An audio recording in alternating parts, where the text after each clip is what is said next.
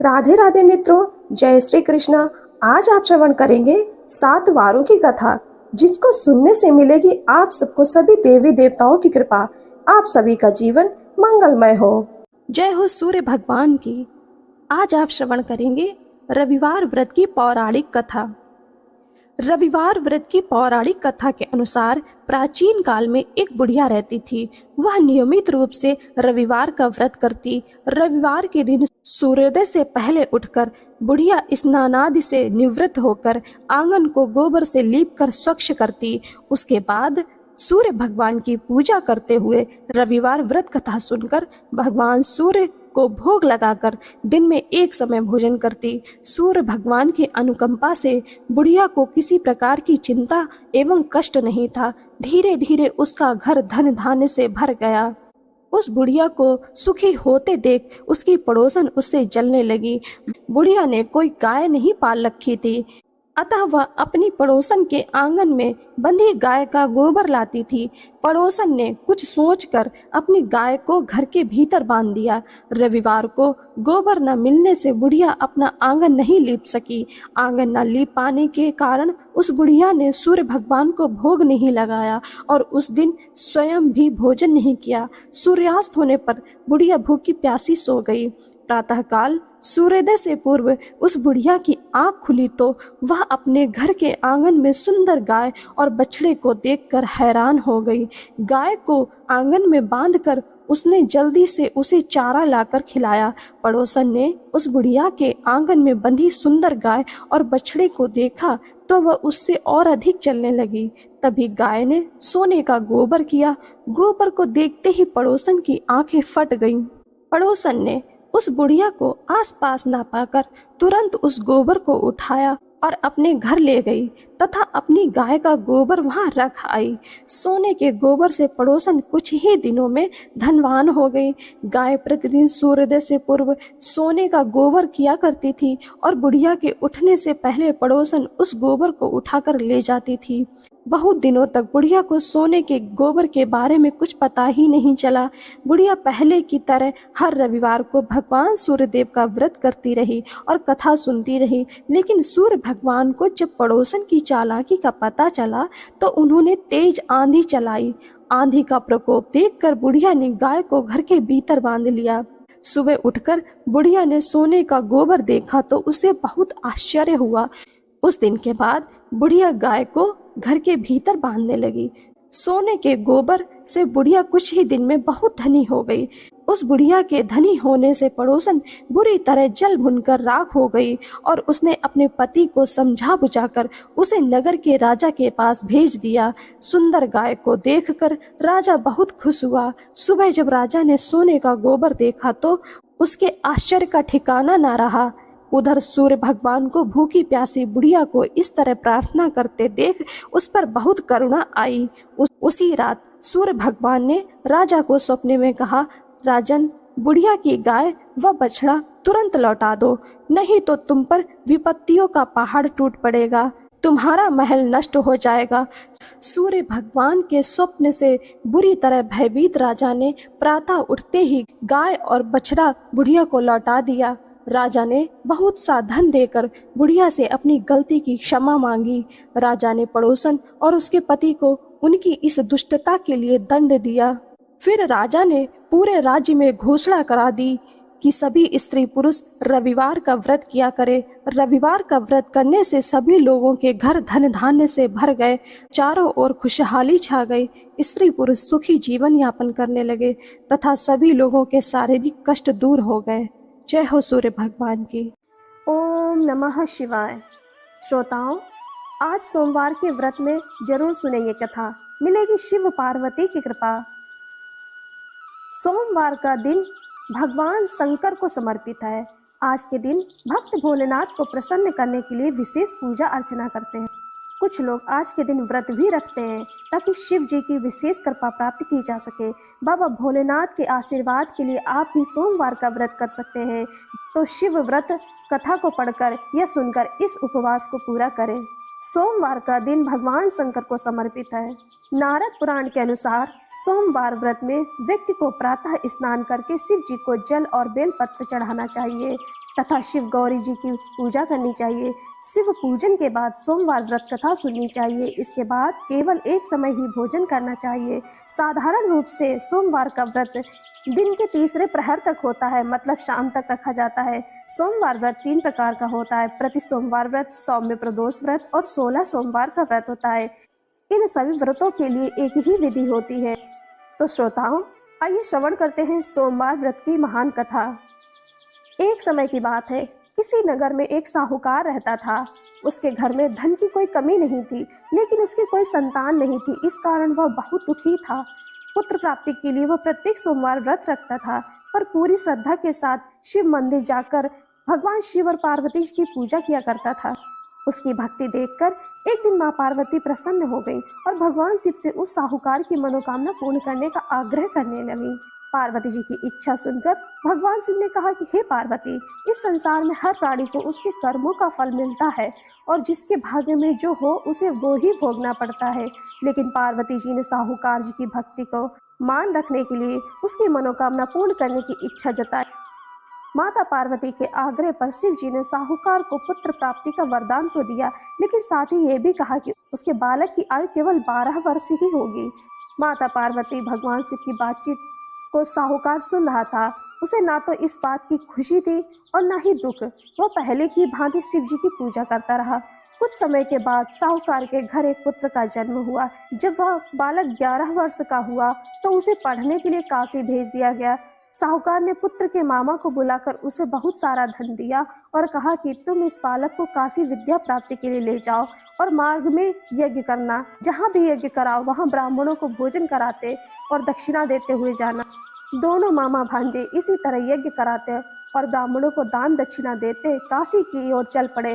रात में एक नगर पड़ा जहाँ नगर के राजा की कन्या का विवाह हो रहा था, लेकिन जिस राजकुमार से उसका विवाह हो रहा था वह एक आंख से काना था। राजकुमार के पिता ने अपने पुत्र के काना होने की बात को छुपाने के लिए एक चाल सोची। साहूकार के पुत्र को देखकर उसके मन में एक विचार आया। उसने सोचा, क्या इस लड़के को दूल्हा बनाकर राजकुमारी से विवाह करा दूं? विवाह के बाद इसको धन देकर विदा कर दूंगा और राजकुमारी को अपने नगर से ले जाऊंगा। लड़के को दूल्हे के वस्त्र पहनाकर राजकुमारी से विवाह करा दिया। लेकिन साहूकार का पुत्र ईमानदार था, उसे ये बात न्याय संगत नहीं लगी। उसने अवसर पाकर राजकुमारी की चुन्नी के पल्ले पर लिख दिया कि तुम्हारा विवाह तो मेरे साथ हुआ है, लेकिन जिस राजकुमार के संग तुम्हें भेजा जाएगा वह एक आंख से काना है। मैं तो काशी में पढ़ने जा रहा हूँ। जब राजकुमारी ने चुन्नी पर लिखी बातें पढ़ी तो उसने अपने माता पिता को यह बात बताई। राजा ने अपनी पुत्री को विदा नहीं किया, जिससे बारात वापस चली गई। दूसरी ओर साहूकार का लड़का और उसका मामा काशी पहुंचे और वहां जाकर उन्होंने यज्ञ किया।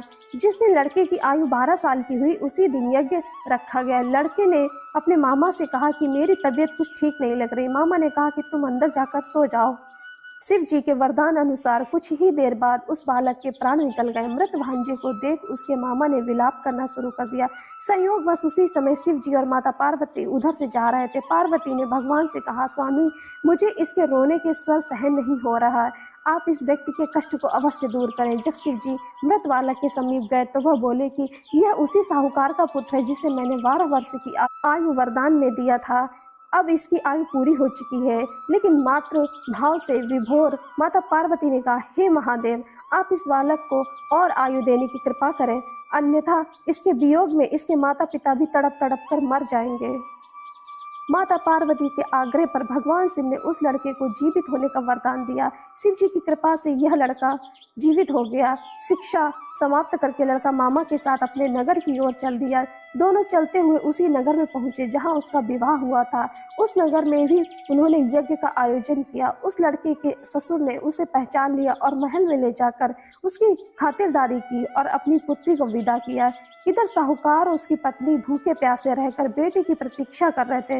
उन्होंने प्रण कर रखा था कि यदि उन्हें अपनी बेटी की मृत्यु का समाचार मिला तो वह भी प्राण त्याग देंगे, परंतु अपने बेटे के जीवित होने का समाचार पाकर वो बेहद प्रसन्न हुए। उसी रात भगवान शिव ने व्यापारी के स्वप्न में आकर कहा कि हे श्रेष्ठी, मैंने तेरे सोमवार व्रत करने और व्रत कथा सुनने से प्रसन्न होकर तेरे पुत्र को लंबी आयु प्रदान की। इसी प्रकार जो कोई सोमवार व्रत कथा करता है या तथा सुनता है और पढ़ता है, उसके सभी दुख दूर होते हैं और समस्त मनोकामनाएं पूर्ण होती हैं। ओम नमः शिवाय। जय श्री राम फ्रेंड्स, आज आप श्रवण करेंगे मंगलवार व्रत की एक पावन कथा। एक समय की बात है, एक ब्राह्मण दंपति की कोई संतान नहीं थी, जिस कारण वह बेहद दुखी थे। एक समय ब्राह्मण वन में हनुमान जी की पूजा के लिए गया। वहां उसने पूजा के साथ महावीर जी से एक पुत्र की कामना की। घर पर उसकी स्त्री भी पुत्र प्राप्ति के लिए मंगलवार का व्रत करती थी। वह मंगलवार के दिन व्रत के अंत में हनुमान जी को भोग लगाकर ही भोजन करती थी।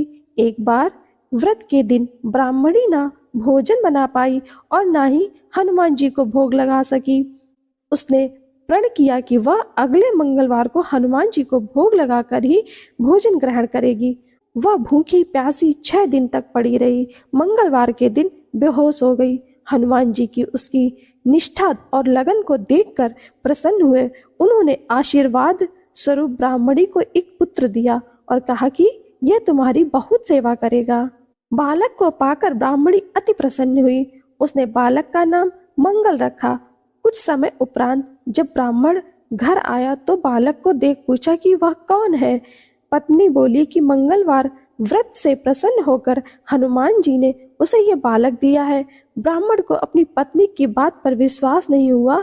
एक दिन मौका देख ब्राह्मण ने बालक को कुएं में गिरा दिया। घर पर लौटने पर ब्राह्मणी ने पूछा कि मंगल कहाँ है। तभी पीछे से मंगल मुस्कुराकर आया। उसे वापस देखकर ब्राह्मण आश्चर्यचकित रह गया।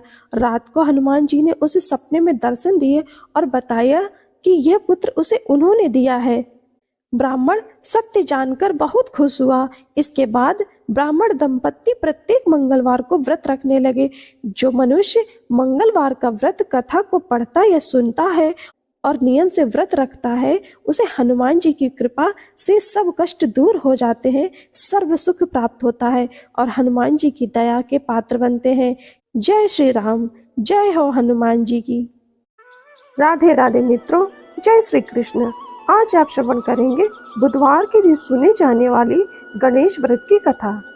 सनातन धर्म में किसी भी शुभ कार्य को करने से पहले भगवान श्री गणेश की पूजा की जाती है। हिंदू धर्म में किसी भी काम का शुभारंभ करने से पहले श्री गणेशाय नमः लिखा जाता है। इसके अलावा भगवान श्री गणेश को सभी देवी देवताओं में प्रथम पूज्य माना जाता है।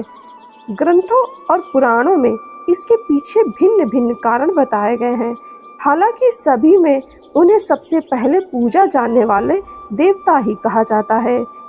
इसकी जानकारी ज्यादातर लोगों को है, लेकिन ये बहुत कम लोग जानते हैं कि त्रिदेव ब्रह्मा, विष्णु और महेश से भी पहले भगवान गणेश की ही पूजा क्यों की जाती है।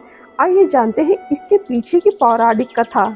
दरअसल भगवान श्री गणेश बुद्धि के देवता माने जाते हैं और इनकी पूजा करने से सभी प्रकार की विघ्न और बाधाएं दूर होती हैं। ऐसा माना जाता है कि किसी भी मांगलिक अनुष्ठान या शुभ काम में गणपति की पूजा से सद्बुद्धि मिलती है, जिससे काम में सफलता मिलती है। बता दें कि पौराणिक कथा के अनुसार एक बार सभी देवताओं में विवाद हो गया कि धरती पर सबसे पहले पूजा किसकी होनी चाहिए। सभी देवता अपने आप को एक दूसरे से सर्वश्रेष्ठ बताने लगे। इसको देखते हुए नारद जी ने सभी को भगवान शंकर के पास जाकर उनसे इस समस्या का हल पूछने को कहा। भगवान शिव के पास पहुंचे सभी देवता इस समस्या को लेकर भगवान शिव के पास पहुंचे और उनको पूरी स्थिति के बारे में बताया। भगवान शिव ने देवताओं के इस विवाद को देखते हुए उसे सुलझाने के लिए एक योजना बनाई। उन्होंने इसके लिए एक प्रतियोगिता आयोजित की। प्रतियोगिता के अनुसार सभी देवगणों को अपने अपने वाहन पर बैठकर पूरे ब्रह्मांड का चक्कर लगाने के लिए कहा गया। जो भी देवता ब्रह्मांड की परिक्रमा करके सबसे पहले वापस आएगा, उसे ही धरती पर प्रथम पूजनीय देवता माना जाएगा। भगवान शिव की ये बात सुनकर सभी देवता अपने अपने वाहन लेकर ब्रह्मांड की परिक्रमा के लिए निकल गए। इस प्रतियोगिता में गणेश जी भी शामिल थे और उनकी सवारी चूहा है। चूहे की गति बहुत धीमी होती है और ऐसे में गणेश जी सोच में पड़ गए। इसके बाद उन्होंने ब्रह्मांड का चक्कर लगाने की बजाय अपने माता पिता भगवान शिव और माता पार्वती की 7 बार परिक्रमा की और हाथ जोड़कर उनके सामने खड़े हो गए। माता पिता को दिया सर्वोच्च स्थान।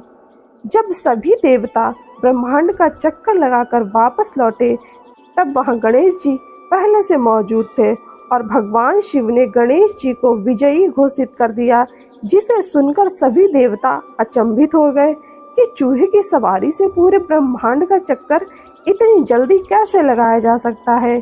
तब भगवान शिव ने बताया कि माता पिता को संपूर्ण ब्रह्मांड में सर्वोच्च स्थान दिया गया है और उन्हें धरती पर देवताओं के समान माना जाता है। गणेश जी ने ब्रह्मांड का चक्कर लगाने के बजाय माता पिता की परिक्रमा की है।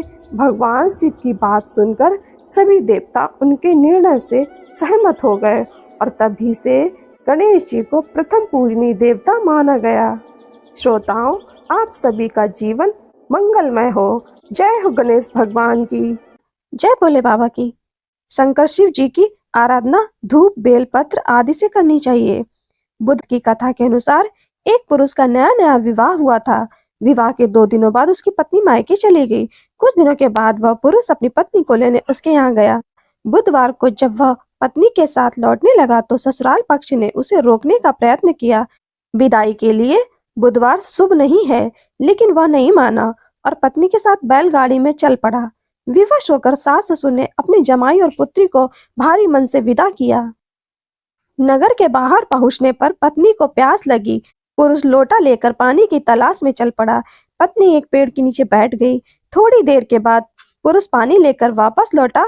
तब उसने देखा कि उसकी पत्नी किसी के साथ हंस हंस कर बातें कर रही है और उसके लोटे से पानी पी रही है। उसको क्रोध आ गया। वह निकट पहुंचा तो उसके आश्चर्य का ठिकाना नहीं था, क्योंकि उस आदमी की सूरत उसी की भांति थी। पत्नी भी सोच में पड़ गई कि दोनों पुरुष झगड़ने लगे। धीरे धीरे वहां काफी भीड़ एकत्रित हो गई और सिपाही भी आ गए। हम शक्ल आदमियों को देख वे भी आश्चर्य में पड़ गए। उन्होंने स्त्री से पूछा उसका पति कौन है। वो भी सोच में पड़ गई। तब वह पुरुष शंकर भगवान से प्रार्थना करने लगा कि हे भगवान, हमारी रक्षा करें। मुझसे बड़ी भूल हुई है। मैंने सास ससुर की बात नहीं मानी और बुधवार को पत्नी को विदा करा लिया। मैं भविष्य में ऐसा कदापि नहीं करूंगा। जैसे ही उसकी प्रार्थना पूरी हुई, दूसरा पुरुष अंतर्ध्यान हो गया। पति पत्नी सकुशल अपने घर पहुंच गए। जय भोले बाबा की। ओम नमो भगवते वासुदेवाय नमः। श्रोताओं, आपका जीवन मंगलमय हो। श्रोताओं, आज आप श्रवण करेंगे गुरुवार व्रत की कथा। बृहस्पतिवार का दिन भगवान विष्णु को समर्पित है।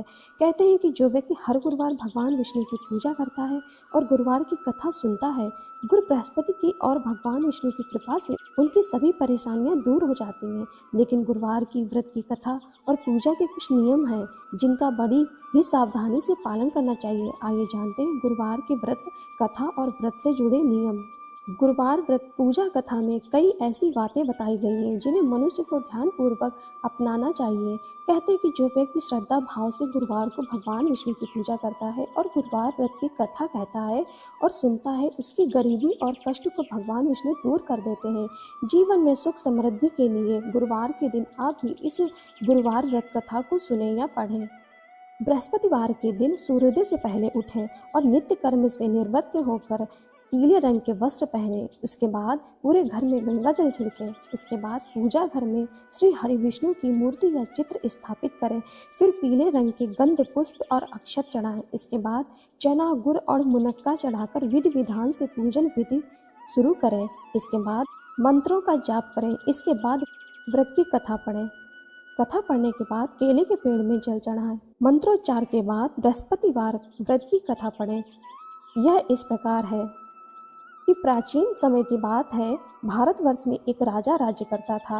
वह बड़ा प्रतापी और दानी था। वह नित्य गरीबों और ब्राह्मणों की सेवा सहायता करता था। प्रतिदिन मंदिर में भगवान दर्शन करने जाता था, लेकिन यह बात उसकी रानी को अच्छी नहीं लगती थी। वह ना ही पूजन करती थी और ना ही दान करने में उसका मन लगता था। एक दिन राजा शिकार खेलने वन को गए हुए थे, तो रानी और दासी महल में अकेली थी। उसी समय बृहस्पति देव साधु भेष में राजा के महल में भिक्षा के लिए गए और भिक्षा मांगी, तो रानी ने भिक्षा देने से मना कर दिया। रानी ने कहा कि हे साधु महाराज, मैं तो दान पुण्य से तंग आ गई हूँ। इस कार्य के लिए मेरे पतिदेव ही बहुत हैं। अब आप ऐसी कृपा करें कि सारा धन नष्ट हो जाए तथा मैं आराम से रह सकूं। साधु ने कहा, देवी तुम तो बड़ी अजीब हो। धन और संतान से कौन दुखी होता है? इसकी तो सभी कामना करते हैं। पापी भी पुत्र और धन की इच्छा करते हैं। अगर तुम्हारे पास अधिक धन है तो भूखे मनुष्यों को भोजन कराओ, प्याऊ लगवाओ, ब्राह्मणों को दान दो, कुआं, तालाब, बावड़ी, बाग, बगीचे आदि का निर्माण कराओ, मंदिर, पाठशाला, धर्मशाला बनवाकर दान दो, निर्धनों की कुमारी कन्याओं का विवाह कराओ, साथ ही यज्ञ आदि कर्म करो, अपने धन को शुभ कार्यों में खर्च करो। ऐसा करने से तुम्हारा नाम परलोक में सार्थक होगा एवं स्वर्ग की प्राप्ति होगी। लेकिन रानी पर उपदेश का कोई प्रभाव नहीं पड़ा।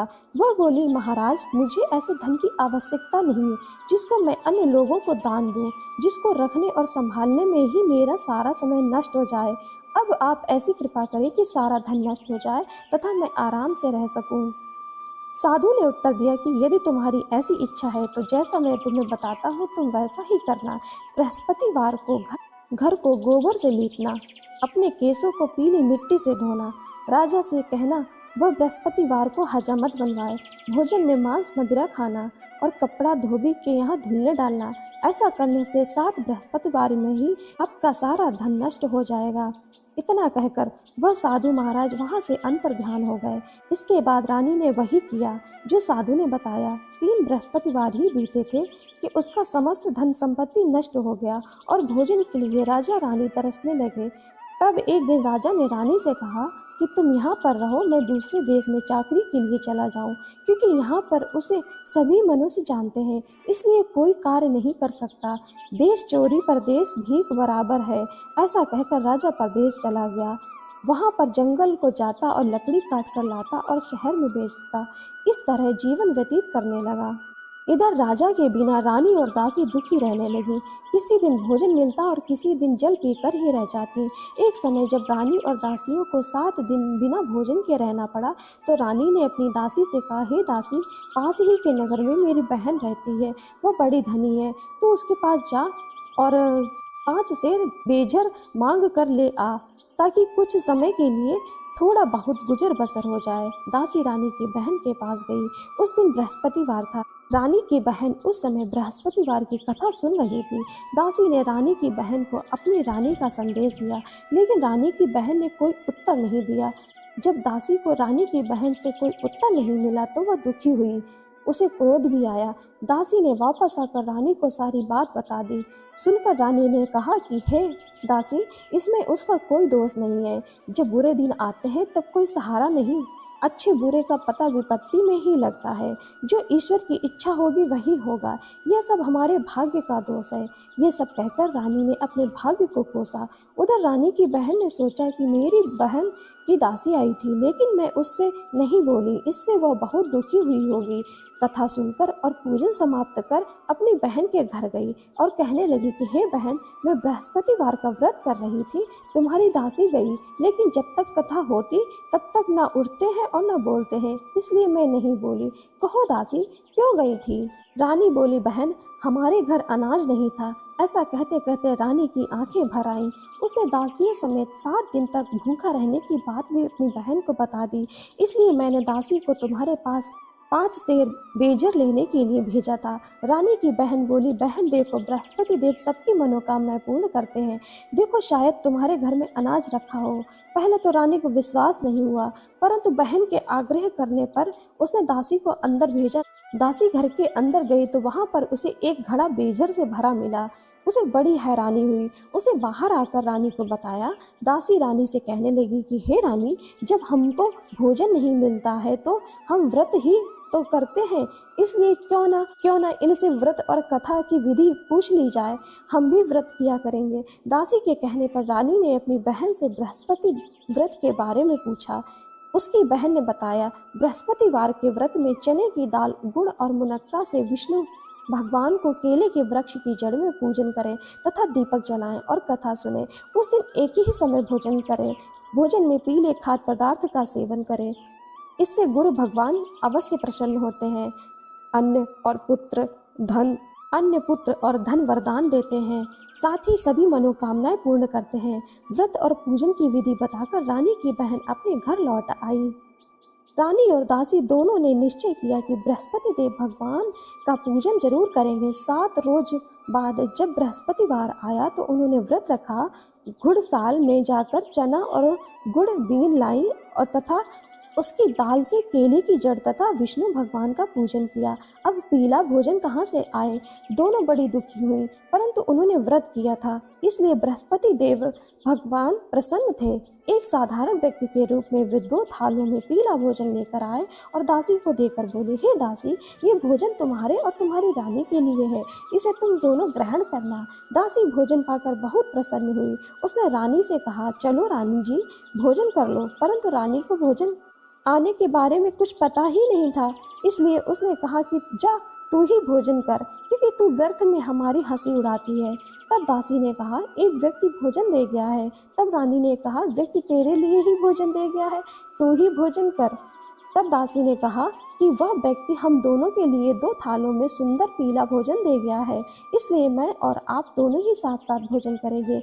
यह सुनकर रानी बहुत प्रसन्न हुई और दोनों ने गुरु भगवान को नमस्कार कर भोजन किया।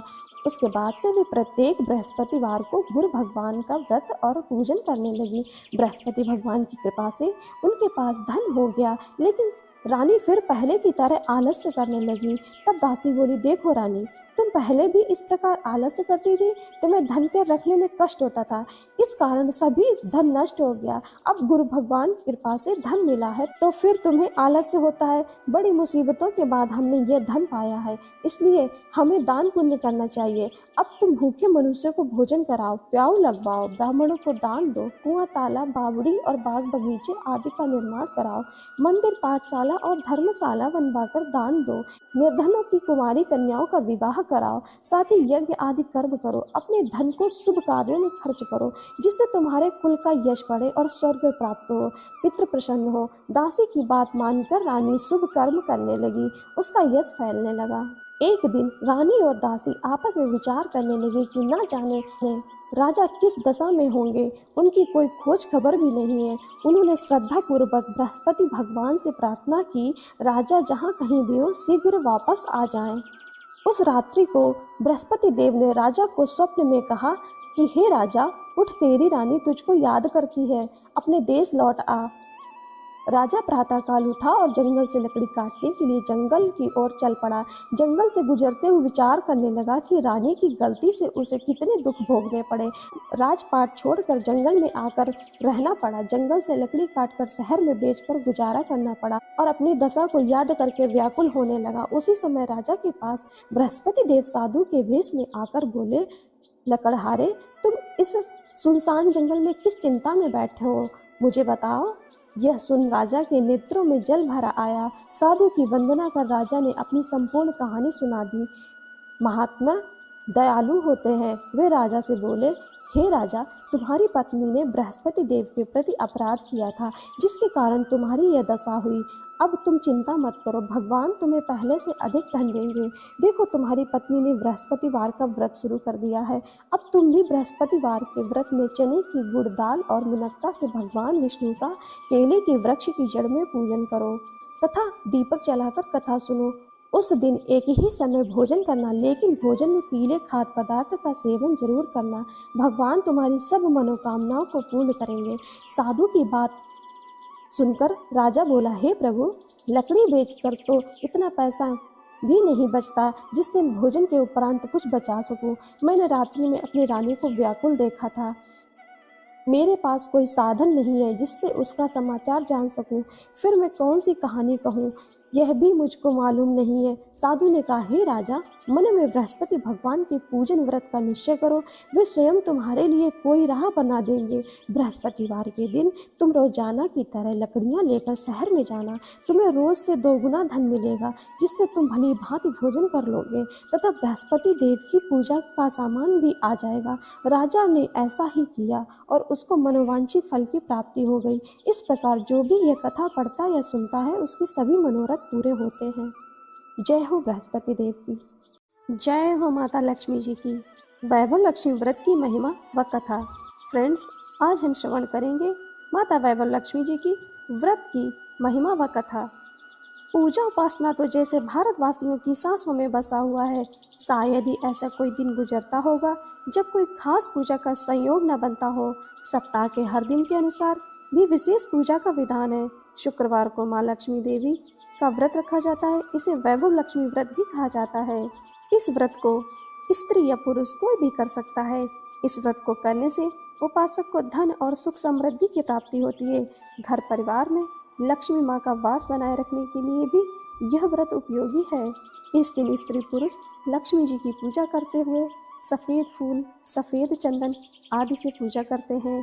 खीर से माता लक्ष्मी जी को भोग लगाकर प्रसाद ग्रहण करते हैं।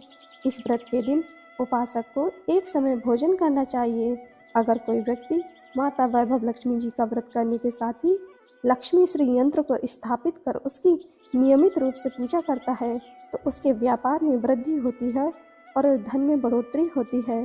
माता वैभव लक्ष्मी की व्रत कथा। किसी शहर में अनेक लोग रहते थे। सभी अपने कामों में लगे रहते थे। किसी को किसी की परवाह नहीं थी। भजन कीर्तन, भक्ति भाव, दया माया, परोपकार जैसे संस्कार कम हो गए थे। शहर में बुराइयां बढ़ गई थी। शराब, जुआ, रेस, व्यभिचार, चोरी डकैती वगैरह बहुत से गुनाह शहर में होते थे। इनके बावजूद शहर में कुछ अच्छे लोग भी रहते थे। ऐसे ही लोगों में शीला और उनके पति की गृहस्थी मानी जाती थी। शीला धार्मिक प्रकृति और संतोषी स्वभाव वाली थी। उनका पति भी विवेकी और सुशील था। शीला और उसका पति कभी किसी की बुराई नहीं करते थे और प्रभु भजन में अच्छी तरह समय व्यतीत करते थे। समय के साथ शहर के लोग उनकी गृहस्थी की सराहना करते थे। देखते ही देखते समय बदल गया। शीला का पति बुरे लोगों से दोस्ती कर बैठा। अब वह जल्द से जल्द करोड़पति बनने के ख्वाब देखने लगा, इसलिए वह गलत रास्ते पर चल पड़ा। फलस्वरूप वह रोडपति बन गया, यानी रास्ते पर भटकते भिखारी जैसी ही उसकी हालत हो गई थी। शराब, जुआ, रेस, चरस, गांजा वगैरह बुरी आदतों में शीला का पति भी फंस गया। दोस्तों के साथ उसे भी शराब की आदत हो गई। इस प्रकार उसने अपना सब कुछ रेस जुए में गंवा दिया। शीला को पति के बर्ताव से बहुत दुख हुआ, किंतु वह भगवान पर भरोसा कर सब कुछ सहने लगी। वह अपना अधिकांश समय प्रभु भक्ति में बिताने लगी। अचानक एक दिन दोपहर को उनके द्वार पर किसी ने दस्तक दी। शीला ने द्वार खोला तो देखा कि एक माँझी खड़ी हुई है। उसके चेहरे पर अलौकिक तेज निखर रहा था। उनकी आंखों से मानो अमृत बरस रहा हो। उसका भव्य चेहरा करुणा और प्यार से छलक रहा था। उनको देखते ही शीला के मन में अपार शांति छा गई। शीला के रोम रोम में आनंद छा गया। शीला उस माँझी को अंदर ले आई और घर में बिठाने के लिए कुछ भी नहीं था, अतः शीला ने सकुचाकर एक फटी हुई चादर पर उनको बिठाया। माँझी बोली, क्यों शीला, मुझे पहचाना नहीं? हर शुक्रवार को लक्ष्मी जी के मंदिर में भजन कीर्तन के समय में मैं भी वहीं आती थी। इसके बावजूद शीला कुछ समझ नहीं पा रही थी। फिर माँझी बोली, तुम बहुत दिनों से मंदिर नहीं आई, अतः मैं तुम्हें देखने चली आई। माँझी के अति प्रेम में भरे शब्दों से शीला का हृदय पिघल गया। उसकी आंखों में आंसू आ गए और वह बिलक बिलक कर रोने लगी। माँझी ने कहा, बेटी, सुख और दुख तो धूप और छांव जैसे होते हैं। धैर्य रखो बेटी, मुझे तेरी सारी परेशानी पता है। माँझी के व्यवहार से शीला को काफ़ी संबल मिला और सुख की आस में उसने माँझी को अपनी सारी कहानी कह सुनाई। कहानी सुनकर माँझी ने कहा, कर्म की गति न्यारी होती है। हर इंसान को अपने कर्म भुगतने ही पड़ते हैं, इसलिए तू चिंता मत कर। अब तू कर्म भुगत चुकी है, अब तुम्हारे सुख के दिन अवश्य आएंगे। तू तो माँ लक्ष्मी जी की भक्त है। माँ लक्ष्मी जी को तो प्रेम और करुणा के अवतार हैं। वे अपने भक्तों पर हमेशा ममता बनाए रखती हैं।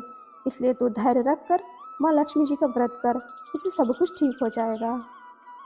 शीला के पूछने पर माँ जी ने उसे व्रत की सारी विधि बताई। माँ जी ने कहा, बेटी, माँ लक्ष्मी जी का व्रत बहुत सरल है। उसे वरद लक्ष्मी व्रत भी कहा या वैभव लक्ष्मी व्रत भी कहा जाता है। यह व्रत करने वाले की सब मनोकामना पूर्ण होती है। वह सुख संपत्ति और यश प्रदान करता है। शीला यह सुनकर आनंदित हो गई। शीला ने संकल्प करके आंखें खोली तो सामने कोई न था। यह विस्मित हो गई कि माँ जी कहाँ गई। शीला को तत्काल समझते देर न लगी कि माँ जी और कोई नहीं, साक्षात माता लक्ष्मी ही थी। दूसरे दिन शुक्रवार था। सवेरे स्नान करके स्वच्छ कपड़े पहनकर शीला ने माँ जी द्वारा बताई गई विधि से पूरे मन से व्रत किया।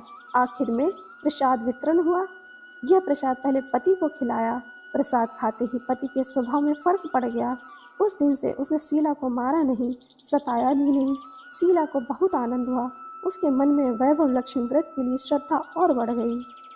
शीला ने पूर्ण श्रद्धा भक्ति भाव से 21 शुक्रवार तक वैभव लक्ष्मी व्रत की विधि की। 21वें शुक्रवार को माँ जी के कहे मुताबिक उद्यापन विधि करके 7 स्त्रियों को वैभव लक्ष्मी व्रत की 7 पुस्तकें उपहार में दी।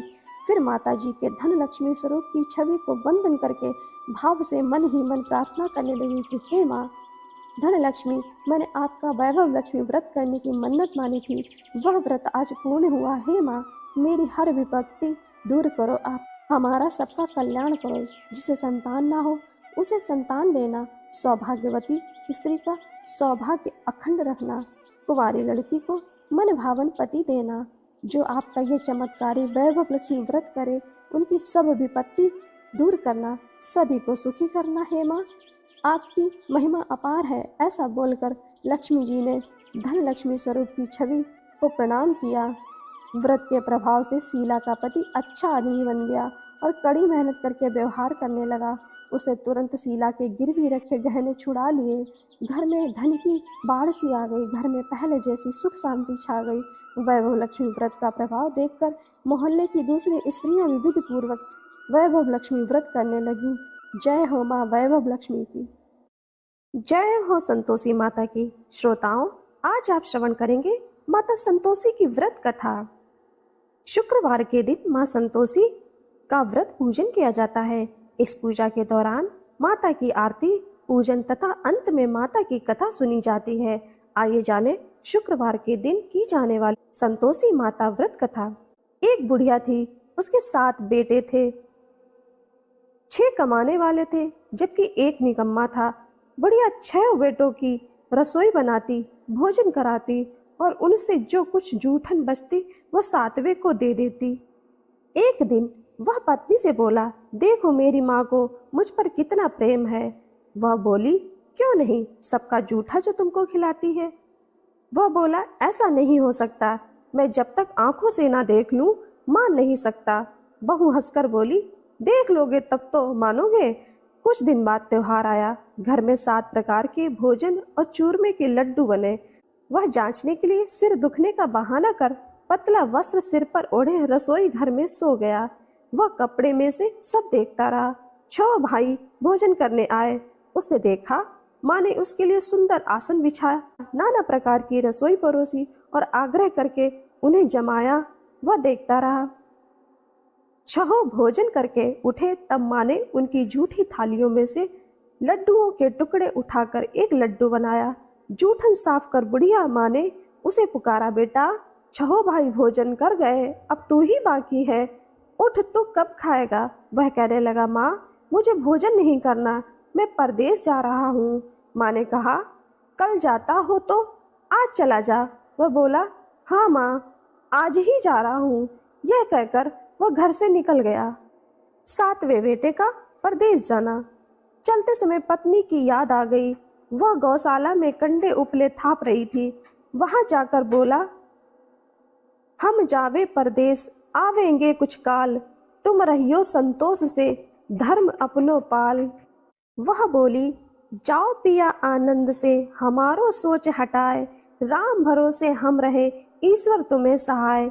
2 निशानी आपन देख धरू मैं धीर, सुधि मति हमारी बिसारियो रखियो मन गंभीर। वह बोला, मेरे पास तो कुछ नहीं है, ये अंगूठी है सो ले लो और अपनी कुछ निशानी मुझे दे दो। वह बोली, मेरे पास क्या है, यह गोबर भरा हाथ है।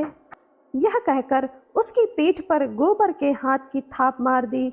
वह चल दिया। चलते चलते दूर देश पहुंचा। परदेश में नौकरी। वहां एक साहूकार की दुकान थी। वहां जाकर कहने लगा, भाई मुझे नौकरी पर रख लो। साहूकार को जरूरत थी। बोला, रह जा। लड़के ने पूछा, तनख्वाह क्या दोगे? साहूकार ने कहा, काम देखकर दाम मिलेंगे। साहूकार की नौकरी मिली। वह सुबह 7 बजे से 10 बजे तक नौकरी बजाने लगा। कुछ दिनों बाद दुकान का सारा लेन देन, हिसाब किताब, ग्राहकों को माल बेचना, सारा काम करने लगा। साहूकार के 7-8 नौकर थे।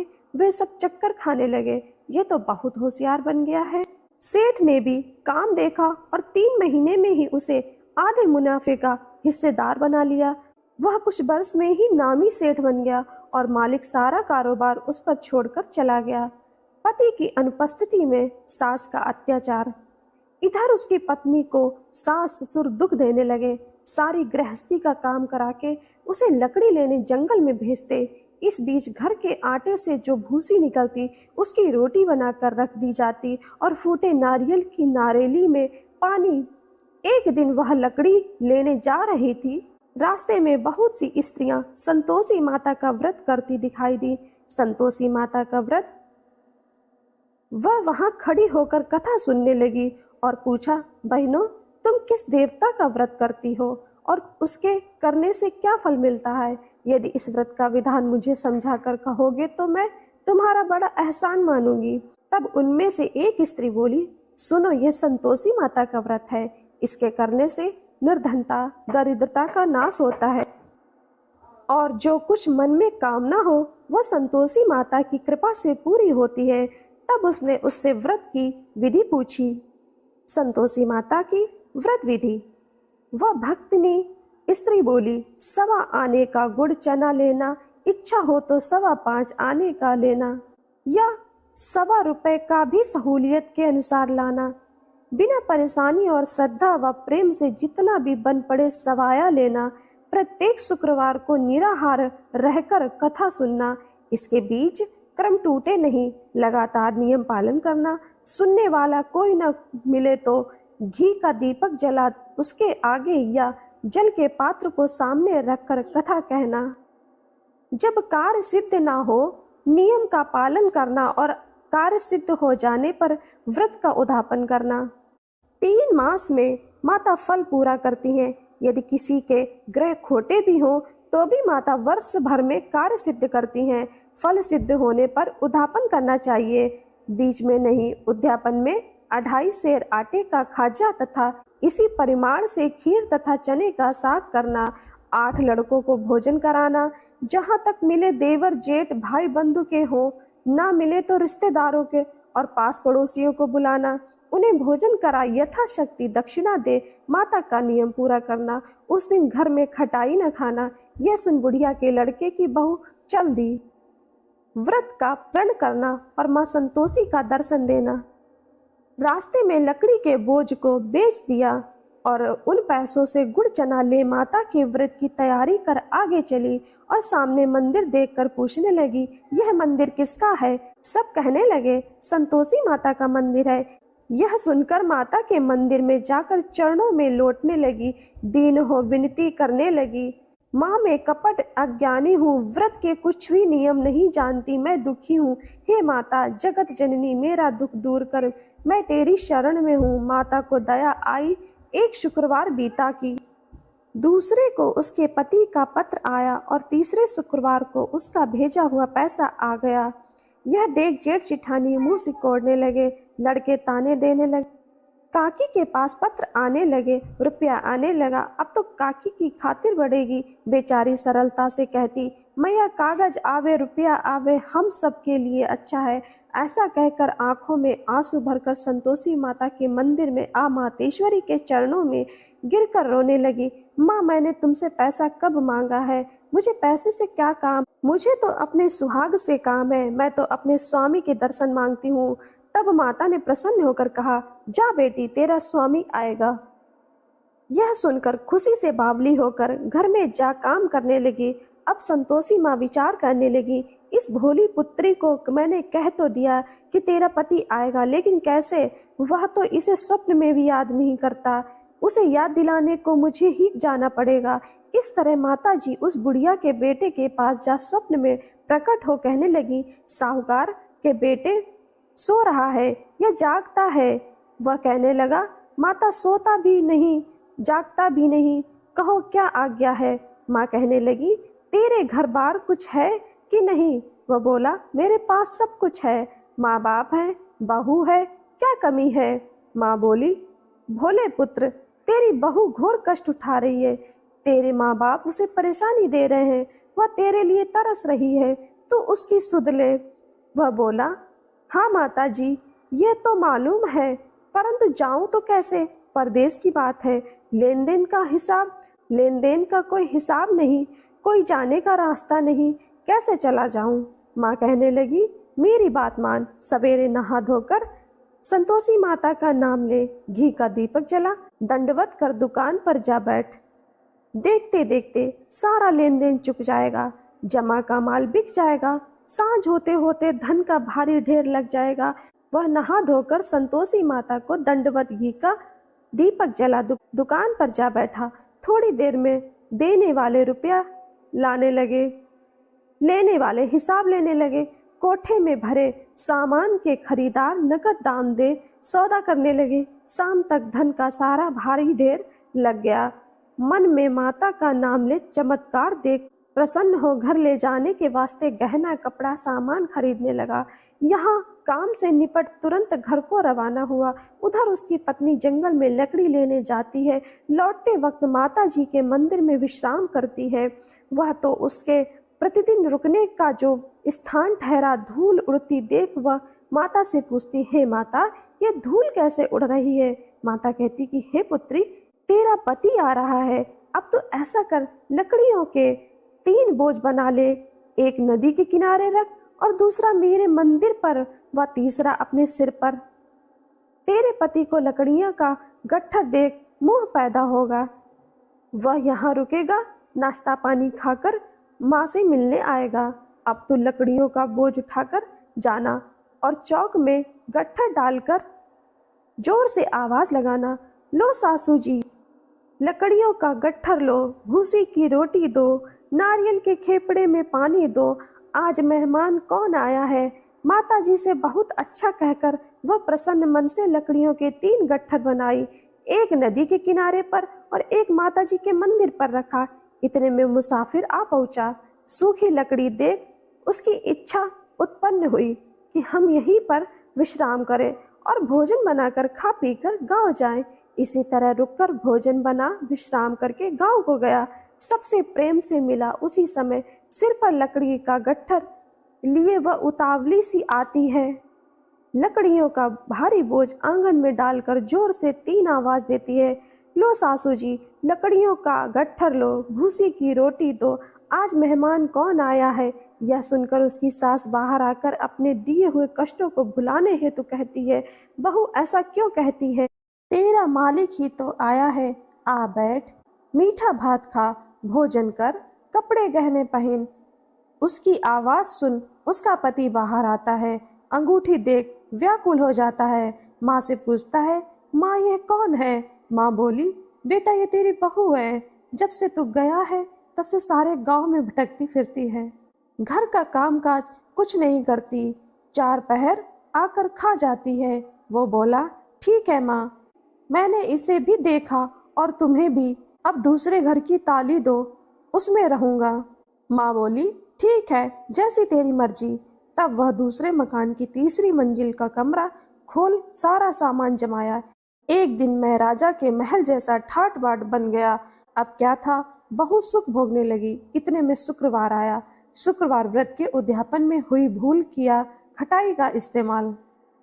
पति बोला, खुशी से कर लो। वह उद्यापन की तैयारी करने लगी। जिठानी के लड़कों को भोजन के लिए कहने गई। उन्होंने मंजूर किया, परंतु पीछे से जिठानी ने अपने बच्चों को सिखाया, देखो भोजन के समय खटाई मांगना, जिससे उसका उद्यापन पूरा ना हो। लड़के झीमने आए। खीर खाना पेट भर खाया, परंतु बाद में खाते ही कहने लगे, हमें खटाई दो, खीर खाना हमको नहीं भाता, देखकर अरुचि होती है। वह कहने लगी, भाई खटाई किसी को नहीं दी जाएगी, यह तो संतोषी माता का प्रसाद है। लड़के उठ खड़े हुए, बोले पैसा लाओ। भोली बहू कुछ जानती नहीं थी, उन्हें पैसे दे दिए। लड़के उसी समय हट करके इमली खटाई ले खाने लगे। यह देखकर बहू पर माता जी ने कोप किया। राजा के दूत उसके पति को पकड़ कर ले गए। जेठ जिठानी के मन माने वचन कहने लगे, लूट लूट कर धन इकट्ठा कर लाया है, अब सब मालूम पड़ जाएगा जब जेल की मार खाएगा। बहू से यह सहन नहीं हुआ। माँ संतोषी से मांगी माफी। रोती हुई माता जी के मंदिर गई, कहने लगी, हे माँ तुमने क्या किया? हंसाकर अब भक्तों को रुलाने लगी। माता बोली, बेटी तूने उद्यापन करके मेरा व्रत भंग किया है। वह कहने लगी, माता मैंने कुछ अपराध किया है, मैंने तो भूल से लड़कों को पैसे दे दिए थे, मुझे क्षमा करो, मैं फिर तुम्हारा उद्यापन करूंगी। माँ बोली, अब भूल मत करना। वह कहती है, अब भूल नहीं होगी, अब बतलाओ वे कैसे आवेंगे? माँ बोली, जा पुत्री, तेरा पति तुझे रास्ते में आता मिलेगा। वह निकली, राह में पति आता मिला। वह पूछी, कहाँ गए थे? वह कहने लगा, इतना धन जो कमाया है उसका टैक्स राजा ने मांगा था, वह भरने गया था। वह प्रसन्न हो बोली, भला हुआ, अब घर को चलो। कुछ दिन बाद फिर शुक्रवार आया, फिर किया व्रत का उद्यापन। वह बोली, मुझे फिर माता का उद्यापन करना है। पति ने कहा, करो। बहू फिर जेठ के लड़कों को भोजन को कहने गई। जेठानी ने एक दो बातें सुनाई और सब लड़कों को सिखाने लगी, तुम सब लोग पहले ही खटाई मांगना। लड़के भोजन से पहले कहने लगे, हमें खीर नहीं खानी, हमारा जी बिगड़ता है, कुछ खटाई खाने को दो। वह बोली, खटाई किसी को नहीं मिलेगी, आना हो तो आओ। वह ब्राह्मण के लड़के लाकर भोजन कराने लगी। यथाशक्ति दक्षिणा की जगह एक एक फल उन्हें दिया। संतोषी माता प्रसन्न हुई। संतोषी माता का फल माता की कृपा होते ही नववें मास में उसके चंद्रमा के स्थान पर सुंदर पुत्र प्राप्त हुआ। पुत्र को पाकर प्रतिदिन माता जी के मंदिर को जाने लगी। माँ ने सोचा, यह रोज आती है, आज क्यों ना इसके घर चलूं। यह विचार कर माता ने भयानक रूप बनाया। गुड़ चने से सना मुख, ऊपर सूंड के समान होठ, उस पर मक्खियां भिन भिन कर रही थी। देहली पर पैर रखते ही उसकी सास चिल्लाई, देखो रे कोई चुड़ैल डाकिन चली आ रही है, लड़कों इसे भगाओ नहीं तो किसी को खा जाएगी। लड़के भगाने लगे, चिल्लाकर खिड़की बंद करने लगे। बहू रोशनदान से देख रही थी, प्रसन्नता से पगली बन चिल्लाने लगी, आज मेरी माता जी मेरे घर आई हैं। वह बच्चों को दूध पीने से हटाती है। इतने में सास का क्रोध फट जाता है। वह बोली, क्या उतावली हुई है, बच्चे को पटक दिया। इतने में माँ के प्रताप से लड़के ही लड़के नजर आने लगे। वह बोली, माँ मैं जिसका व्रत करती हूँ यह संतोषी माता है। सबने माता जी के चरण पकड़ लिए और विनती करने लगी कि हे माता, हम मूर्ख हैं, अज्ञानी हैं, तुम्हारे व्रत की विधि हम नहीं जानते, व्रत भंग कर हमने बड़ा अपराध किया है, जग माता आप हमारा अपराध क्षमा करें। इस प्रकार माता प्रसन्न हुई। बहू को प्रसन्न हो जैसा फल दिया वैसा माता सबको दे, जो पढ़े उसका मनोरथ पूर्ण हो। बोलो संतोषी माता की जय। हरे कृष्ण श्रोताओं, आज आप श्रवण करेंगे शनिवार व्रत की कथा। जाने कैसे विक्रमादित्य पर आ गए संकट के बादल। शनिदेव को ग्रहों का राजा कहा जाता है। भगवान भोलेनाथ ने इन्हें न्याय की देवता की उपाधि दी है। जो लोग शनिवार का व्रत करते हैं उनको पूजा के समय शनिवार व्रत कथा का श्रवण करना चाहिए। शनि देव को ग्रहों का राजा कहा जाता है। भगवान भोलेनाथ ने इन्हें न्याय के देवता की उपाधि दी है। शनि देव को बहुत जल्दी क्रोध आता है। इसी क्रोध की वजह से पिता सूर्य से इनकी नाराजगी बनी रहती है। इनके क्रोध से सभी बचने की कोशिश करते हैं, वरना व्यक्ति पर मुसीबतों का पहाड़ टूट पड़ता है। इसलिए इन्हें प्रसन्न करने के लिए शनिवार व्रत रखा जाता है। व्यक्ति शनि दोष से बचने और उसे शांत रखने के लिए अनेक उपाय करते हैं। शनि कृपा से व्यक्ति को सुख और वैभव की प्राप्ति होती है। जो लोग शनिवार का व्रत करते हैं उनको पूजा के समय शनि व्रत कथा का श्रवण करना चाहिए। एक बार सभी 9 ग्रह सूर्य, चंद्र, मंगल, बुध, बृहस्पति, शुक्र, शनि, राहु और केतु में बहस हो गई, कौन सबसे बड़ा है। आपस में लड़ने के बाद सभी देवराज इंद्र के पास पहुंच गए। इंद्र असमंजस्य की स्थिति में निर्णय नहीं दे पाए, परंतु उन्होंने सभी ग्रहों को सुझाव दिया कि पृथ्वी पर राजा विक्रमादित्य इसका फैसला कर सकते हैं, क्योंकि वो बहुत ही न्यायप्रिय राजा हैं। सभी पृथ्वी पर राजा विक्रमादित्य के पास गए और अपने आने का कारण बताया। राजा उनकी समस्याओं को सुनकर बहुत परेशान हो गए। उनका चिंतित होना लाजमी था, क्योंकि जिसको भी किसी से छोटा बताया तो वही गुस्सा कर जाएगा। राजा के काफी सोच विचार के बाद उन्हें एक उपाय सूझा। उन्होंने सुवर्ण, रजत, कांस्य, पीतल, सीसा, रांगा, जस्ता, अभ्रक और लोहे से 9 सिंहासन का निर्माण करवाया। उन्हें उपर्युक्त क्रम में रख दिया गया। सबसे निवेदन किया गया कि क्रमानुसार सिंहासन पर आसन ग्रहण करें। शर्त रखा गया कि जो सबसे अंतिम में सिंहासन पर आसन ग्रहण करेगा वही सबसे छोटा माना जाएगा, जिसकी वजह से शनिदेव सबसे बाद में आसन प्राप्त कर सके और सबसे छोटे कहलाए। क्रोध के आवेश में आकर शनिदेव ने सोचा कि राजा ने यह सब जानबूझकर किया। कुपित होकर राजा से कहा कि राजा, तू मुझे नहीं जानता। सूर्य एक राशि में 1 महीना रहता है, चंद्रमा 2.25 महीने 2 दिन, मंगल 1.5 महीना, बृहस्पति 13 महीने, बुध और शुक्र 1-1 महीने विचरण करते हैं, लेकिन मैं 2.5 से 7.5 साल तक रहता हूँ। मैंने बड़े बड़े का विनाश किया है। श्री राम की 7.5 आने पर उन्हें जंगल जंगल भटकना पड़ा और रावण के आने पर लंका को बंदरों की सेना से परास्त होना पड़ा। क्रोधित शनिदेव ने राजा से कहा कि अब आपको सावधान रहने की जरूरत है। इतना कहकर शनिदेव कुपित अवस्था में वहां से चले गए। समय गुजरता गया और कालचक्र का पहिया घूमते हुए राजा की 7.5 आ ही गई।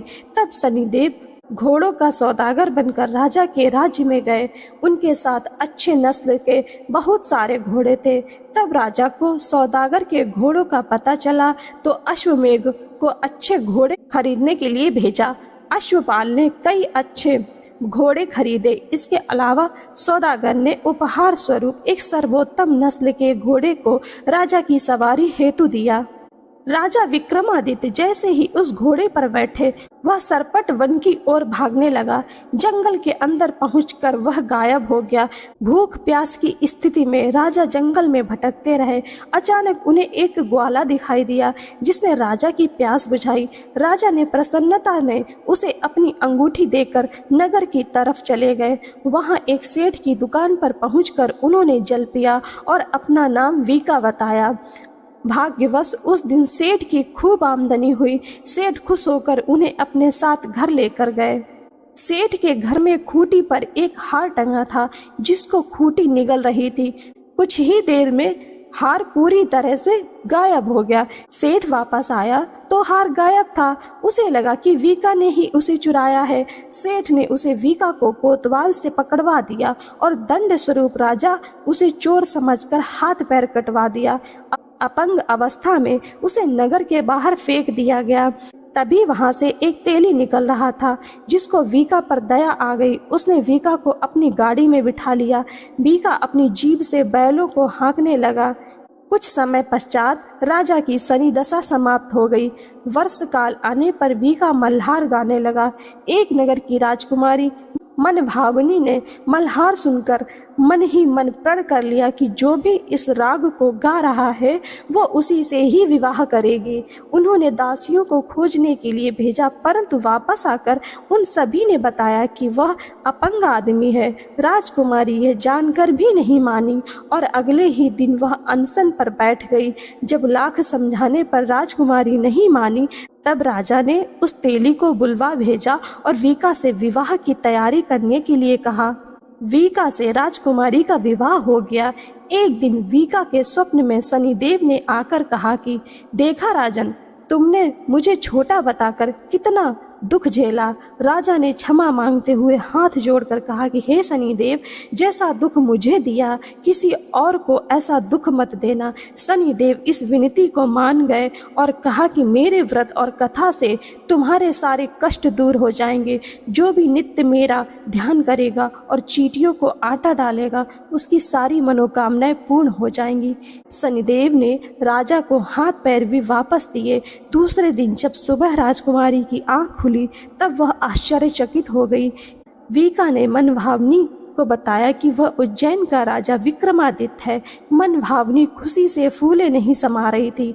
राजा और नगरवासी सभी अत्यंत प्रसन्न हुए। सेठ ने जब यह सुना तो वह पैरों पर गिरकर क्षमा मांगने लगा। राजा ने कहा कि यह सब शनिदेव के कोप का प्रभाव था, इसमें किसी का कोई दोष नहीं है। सेठ ने निवेदन करते हुए कहा कि मुझे शांति तभी मिलेगी जब आप मेरे घर चलकर भोजन करेंगे। सेठ ने कई प्रकार के व्यंजनों से राजा का सत्कार किया। जब राजा भोजन कर रहे थे तभी जो खूंटी हार निगल रही थी वही अब उसे उगल रही थी। सेठ ने अनेक मोहरे देकर राजा का धन्यवाद किया और अपनी कन्या श्री कंवरी से पाणी ग्रहण का निवेदन किया। राजा ने सहर्ष स्वीकार कर लिया। राजा अपनी दोनों रानियों मनभावनी और श्री कंवरी को लेकर उज्जैन नगरी लौट आए। सारे नगर में दीपमाला और खुशी मनाई। राजा ने घोषणा करते हुए कहा कि मैंने शनिदेव को सबसे छोटा बताया था, लेकिन असल में वही सर्वोपरि हैं। तब से सारे राज्य में शनिदेव की पूजा और कथा नियमित होने लगी। सारी प्रजा के बीच खुशी और आनंद का वातावरण बन गया। शनिदेव की व्रत की कथा को जो भी सुनता या पढ़ता है उसके सारे दुख दूर हो जाते हैं। जय हो शनिदेव की।